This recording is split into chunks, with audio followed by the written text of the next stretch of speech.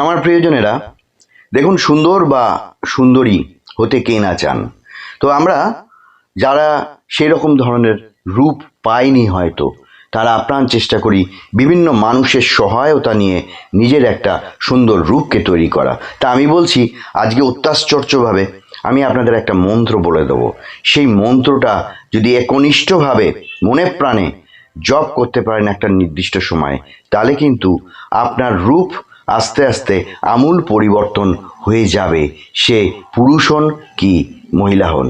শুনুন, আসুন আমি মন্ত্রটা বলছি, আর পরে বলছি এটা কখন কোন সময়ে জপ করলে সবচেয়ে বেশি আপনি ফলপ্রসূ হবেন।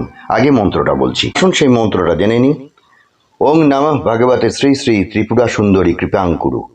কোন সময় করবেন? সকালবেলা ঘুম থেকে উঠে আয়নার সামনে একা দাঁড়াবেন, কারোর ছায়া যেন না পড়ে।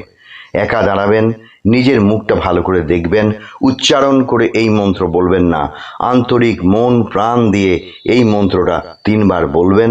বলে এইবারে প্রার্থনা করবেন করজোড়ে, নিজের দিকে তাকিয়েই, আয়নার প্রতিবিম্বর মধ্যে তাকিয়ে, যে হে ত্রিপুরা সুন্দরী, তুমি আমাকে রূপ দাও, সৌন্দর্য দাও, ভালো কণ্ঠ দাও, এবং আমার যেন বাক শক্তি খুব উন্নতি হয়, ভালো হয়।